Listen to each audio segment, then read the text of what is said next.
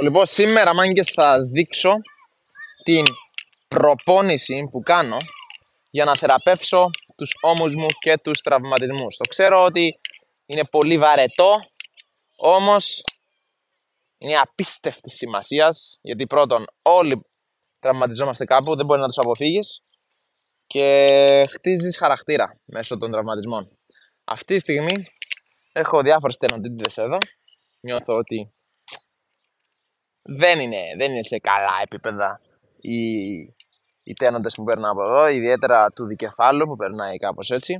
Και επίσης με έχει γαμίσει εδώ οι μύες που είναι υπεύθυνοι για την έκταση της θωρακικής μοίρας του σπονδύλου, οι οποίοι είναι ουσιαστικά ο αδύναμος μου κρίκος, είναι ο μεγαλύτερος μου τραυματισμός, είναι εδώ που έχω δισκοκύλι, είναι εδώ που έπεσα από το front lever από ψηλά και χτύπησα πριν 4-5 χρόνια. Και όποτε είμαι στα όρια της υπερπροπόνησης, μου βαράει κόκκινο εδώ. Ήδη έχω κάνει προθέρμανση, έχω κάνει τις 3 μαγικές ασκησούλες, έχω κάνει γύρω του γηπέδου, όπου τρέχω προς τα πίσω, προς τα πλάγια. Έχω κάνει το shoulder dislocation, περιστροφές ώμων. Τι κάνει ο Κέρβερος? Κέρβερε! Έλα να σε δουν τα παιδιά. Να τρώει ένα κόκαλο. Ρε, θα το καταπιείς όλο αυτό? Πού το βρήκες? Τέλος πάντων, είναι καλός. Πάει. Έκανα λίγο τις βασικές ασκήσεις, προσομοίωσή τους, γιατί στην κατάσταση μου δεν θέλω ούτε καν να κάνω έλξεις. Χρειάζομαι λίγο περισσότερο ύπνο. Και τώρα, το ξέρω ότι θα είναι βαρετό το βίντεο, αλλά επειδή πολλοί με ρωτήσατε και πιστεύω θα υποφαλήσει πολλούς, εδώ είμαστε.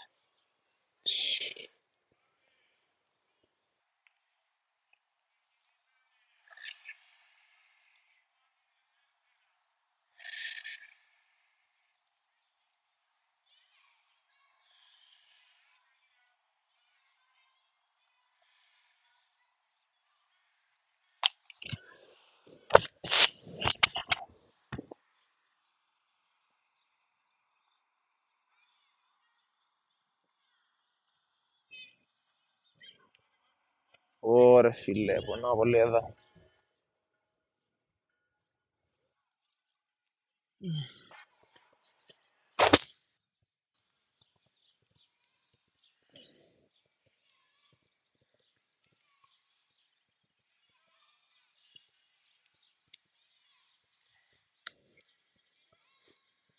Ουσιαστικά, ο τρόπος με τον οποίο θεραπεύεις όλους τους τραυματισμούς, είτε είναι τενοντίτιδα, είτε ό,τι κι αν είναι,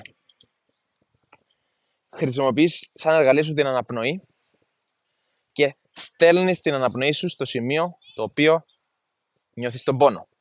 Και μπαίνεις μέσα στον πόνο πολύ αργά. Δηλαδή, πονάω πες όταν κάνω αυτή την άσκηση. Οι περισσότεροι γιατί θα σου πούν μην την κάνεις. Είναι ακριβώς το αντίθετο. Πρέπει να κάνεις εκείνη την άσκηση απλά πάρα πολύ προσεκτικά. Δηλαδή, όταν κάνω αυτό το πράγμα, πονάω, νιώθω ενόχληση.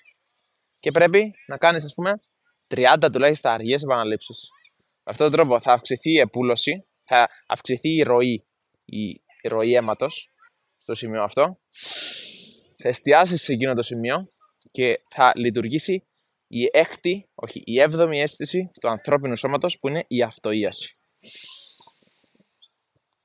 Που είναι μία από τις 2 χαμένες αισθήσεις του ανθρώπου, που είναι ουσιαστικά η ικανότητα να αυτοιάται, να αυτοθεραπεύεται το σώμα, εάν εστιάσεις τη συνειδητότητά σου στο σημείο που νιώθεις τον πόνο, παύλα ενόχληση. Προφανώς, μαλάκα. Προφανώς, αν πας πολύ γρήγορα μες στον πόνο ή πολύ απότομα, θα τραυματιστείς, θα δημιουργήσεις μεγαλύτερο τραυματισμό και θα μείνεις εκτός περισσότερο καιρό. Όμως από την άλλη, αν παραμείνεις στην ακινησία, δηλαδή δεν κάνεις κάτι, δεν θα επουλώσει. Απλά θα νεκρωθεί σιγά σιγά, θα μειωθεί η ροή του αίματος που υπάρχει, που ρέει στο σημείο το οποίο έχεις τραυματιστεί. Πρέπει να βρεις μια μέση λύση.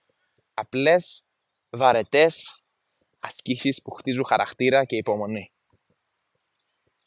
Αυτές είναι που διακρίνουν τους αθλητές από τους πρωταθλητές. Όλοι θα τραυματιστούμε. Το θέμα είναι να μην χάσεις το κίνητρό σου, τον ενθουσιασμό σου και το πάθος του να προοδεύεις, επειδή βρίσκεσαι πλέον σε πιο χαμηλό επίπεδο. Έχω φτάσει στο πιο ψηλό βουνό και έχω πέσει στην πιο βαθιά χαράδρα. Τόσο σωματικά όσο και ψυχικά. Έχω φτάσει σε σημείο να μην μπορώ να κάνω ούτε μια κάμψη. Όμως δεν έκατσα εκεί και κλαίω. Δεν μπορώ να κάνω κάμψη και όταν ήμουν πριν ένα χρόνο μπορούσα να κάνω plants και full plants και 90 degrees. Όχι, είπα, οκ, αυτά μου έδωσε τώρα ο Θεός. Οκ, είμαι ευγνώμων που μπορώ να περπατήσω. Δεν μπορώ να κάνω κάμψη κανονική. Οκ, θα κάνω αυτή. Και ξεκίνησα σκαλί. Και τελικά όλο αυτό που έμοιαζε σαν κακό ήταν αυτό που μου έκτισε το χαρακτήρα που έχω αυτή τη στιγμή. Και προφανώς είναι work in progress. Και αυτός ο τραυματισμός που έχω τώρα, οι τραυματισμοί, εγώ τους αγκαλιάζω. Δεν θα κάτσω να λέγομαι ή να παραπονιούμαι ούτε στον εαυτό μου ούτε σε κανένα. Λέω είμαι ευγνώμων που έχω αυτόν τον τραυματισμό για να μου τον έστειλε ο Θεός. Σημαίνει ότι χρειάζεται να μάθω ένα μάθημα. Οκ, θα το μάθω το μάθημα. Προσπαθήσω να καταλάβω ποιο είναι το μάθημα. Οκ, ίσως έπρεπε να προσέχω περισσότερο. Τι είναι μια καλή ασκησούλα. Είναι σαν προσομοίωση του plants και αυτό είναι προσομοίωση του front lever. Κέρβερος!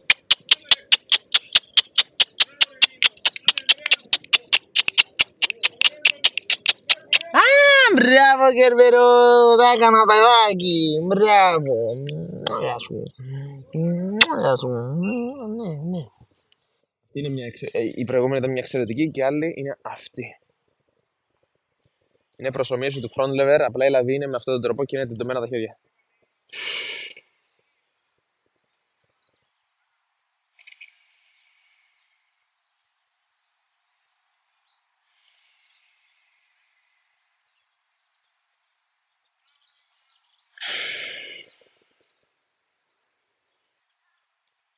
Δεν μετράω καν επαναλήψεις, απλά κάνω τις επαναλήψεις να μετράνε.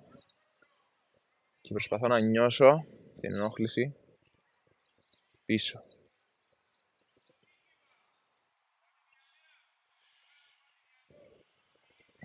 Γενικά αυτές οι δύο ασκησούλες, καθώς και αυτή που είναι τα face pulls, τραβήγματα προς το φάτσα σου, είτε αυτή που είναι για εξωτερική περιστροφή, είναι ρε ο σκύλος πίνει νερό από τη λάσπη. Έλα δεις, έχει εδώ νερό ρε. Είναι εξαιρετικές ασκησούλες, όμως ουσιαστικά πρέπει να βρεις αυτή που ταιριάζει ακριβώς πάνω σου. Και πώς το κάνεις, απλά πειραματίζεσαι. Δηλαδή, είναι ανάλογα με τον τραυματισμό.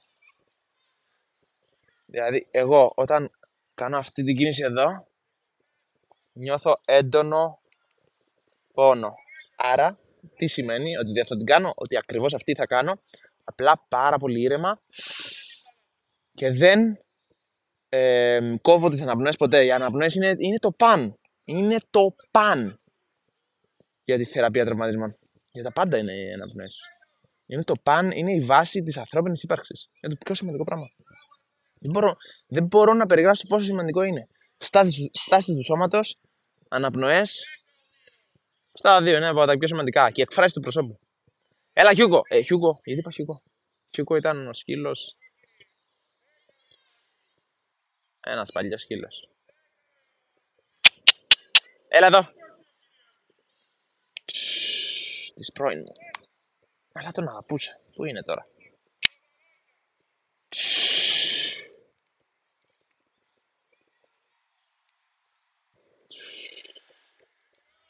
Ας πούμε, αυτή δεν ξέρω καν την ονομασία της άσκησης και δεν με νοιάζει. Απλά θα την κάνω.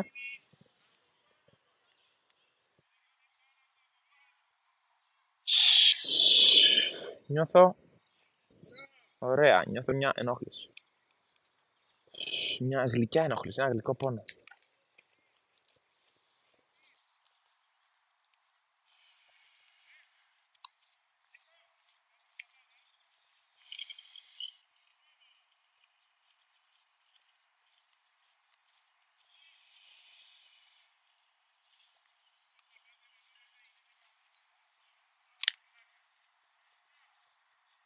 Ω, μαλάκα το.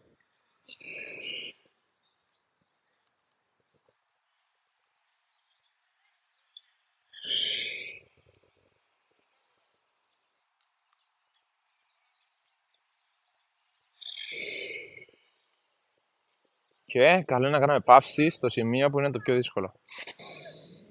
Και να στέλνουμε την αναπνοή μας στο σημείο αυτό. Να το νιώσεις. Έτσι ώστε όταν κοιμηθείς, το σώμα σου να κάνει τη δουλειά και να αναρρώσει ακριβώς εκείνο το σημείο.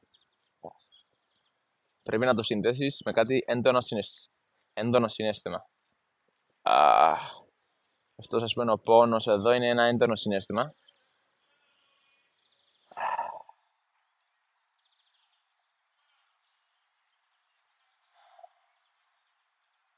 Αυτή τη μέθοδο μου την έμαθε ο Ντίμα Σάβο, ο οποίος μπορεί να μην έχει πολλές επιστημονικές γνώσεις, και ούτε εγώ έχω, μην φανταστείτε, αλλά κατανοεί πώς δουλεύει το ανθρώπινο σώμα.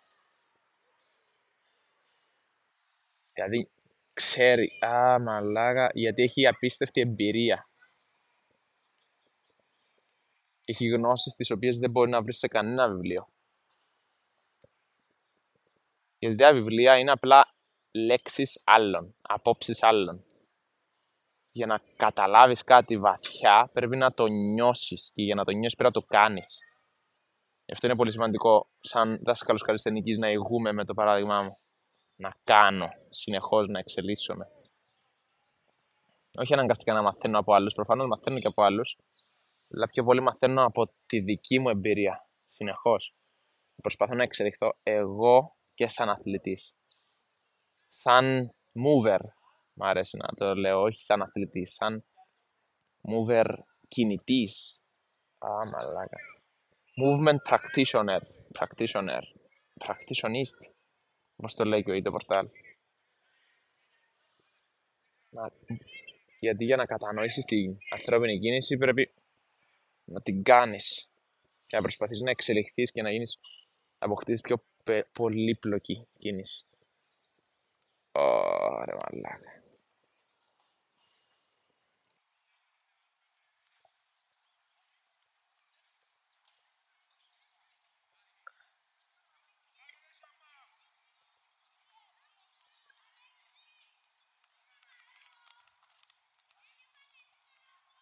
Εδώ.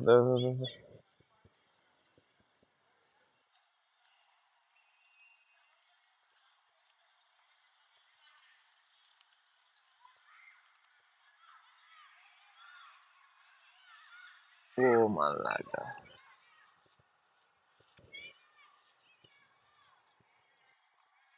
Κερβερός, τι κάνεις? Τι κράτας εκεί? Ωραία, μαλάκα.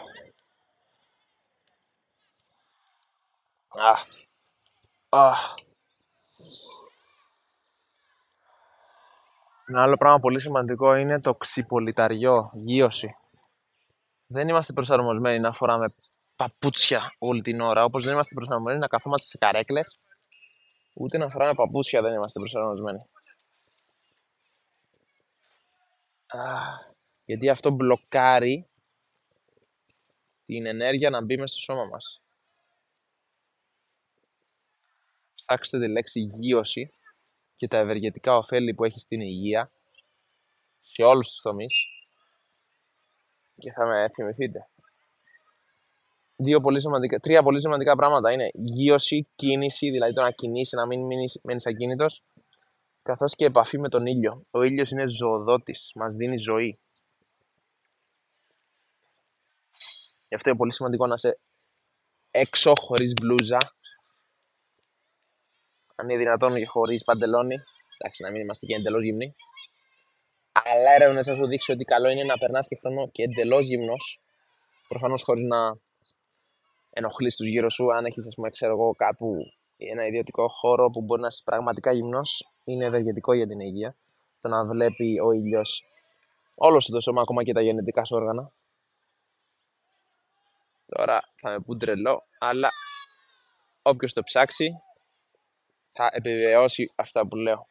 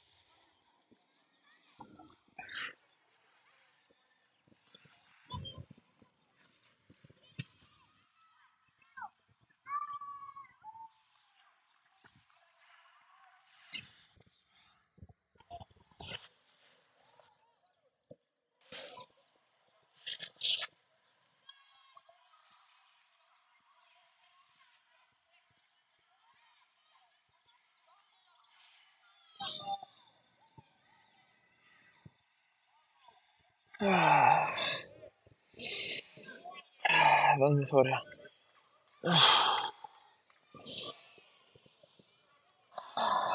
Ένα πολύ σημαντικό πράγμα, μάγκες,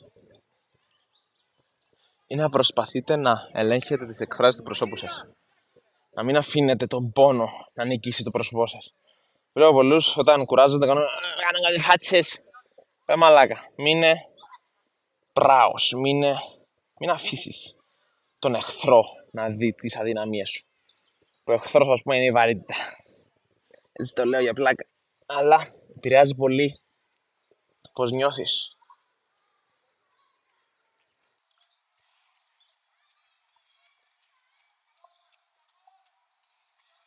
Και θα δεις ότι όλοι οι κορυφαίοι αθλητές, πρωταθλητές καλλισθενικής και όχι μόνο, είναι πάντα poker face. Δηλαδή έτσι.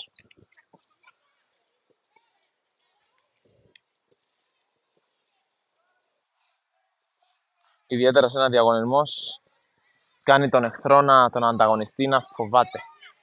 Γιατί φαίνεται ότι είσαι άνετος. Τώρα, ας πούμε, μπορεί μέσα μου να πεθαίνω, αλλά να δείχνω ότι είμαι άνετος. Ω, μαλάκα.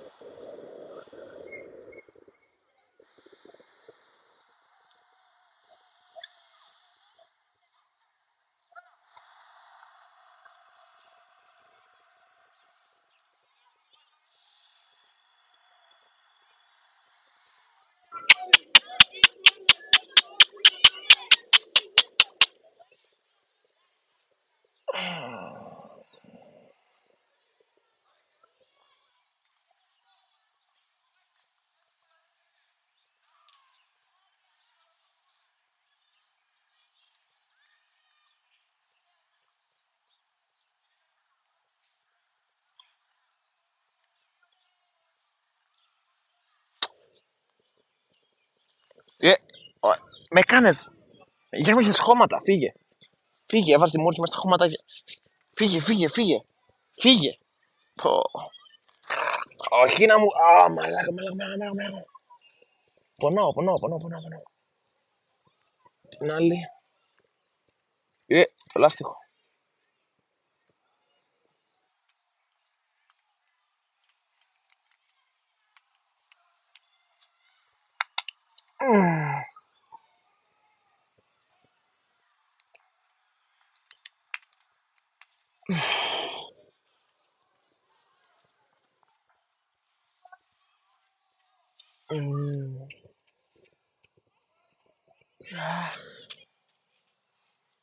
Μην νομίζω ότι τραυματίστηκα τώρα. Τραυματισμοί, μικροτραυματισμοί υπάρχουν συνέχεια. Μέσα σε 1-2-3 μέρες θα είμαι τέλεια.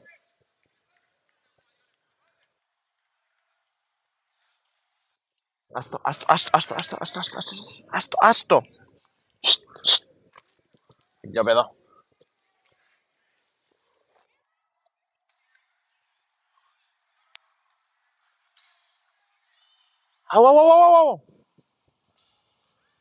Αου, πονώ.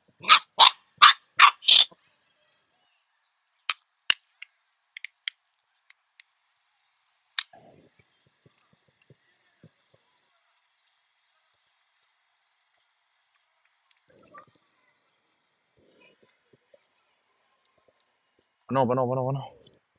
Stop. Αου. Πίσω. Πίσω, ρε. Μου το σκίσει κι άλλο. Ήδη το έχει σκίσει. Λοιπόν, μάγκες, αυτό είναι το βίντεο. Απλά ήθελα να δείξω ένα μικρό κομμάτι της προπόνησης από θεραπείας μου και πώς να σας δει. Αου. Ρε, θα σε πιάσω, ρε. Θα σε πιάσω από το ζημίσιν και θα σε σηκώσω πάνω. Λοιπόν, αυτό ήταν το βίντεο, μάγκες. Ελπίζω να πήρατε μια γεύση του πώς να αντιμετωπίζετε τραυματισμούς και να μην φοβάστε να κάνετε ένα βήμα πίσω για να κάνετε 2 μπροστά. Γιατί αν τώρα έβαζα εγωισμό και λέω όχι, θα κάνω κανονική προπόνηση και μπορώ να κάνω, ναι, αλλά είναι σίγουρο ότι θα τραυματιστώ αν κάνω δυνατή και έντονη προπόνηση. Γι' αυτό να ακούτε το σώμα σας σε περίπτωση που σας λέω ότι δεν μπορεί, να το ακούτε και να κάνετε πιο εύκολες ασκησούλες, οι οποίες δεν είναι βαρετές αλλά χτίζουν χαρακτήρα. Αυτά. Δοκιμάστε τις συμβουλές που είπα και θα ήθελα να ακούσω τα σχόλιά σας. Εύχομαι να σας βοηθήσουν να ξεπεράσετε τραυματισμούς. Εύκολες, απλές, χαμηλής έντασης ασκησούλες με λάστιχα και εστιάζεις πάνω στον πόνο και ρε γαμώ το σπίτι σου και αναπνέεις πολύ αργά και στέλνεις την αναπνοή σου στο σημείο εκεί, ας πούμε αυτό εδώ ή ανάλογα με το που έχεις τραυματισμό. Αυτά, εύχομαι να σας δω σε κάποιο επόμενο βίντεο και σε γεια. Θα σας δω αύριο. Κάνω ένα βίντεο κάθε μέρα. Εύχομαι να σας δω αύριο.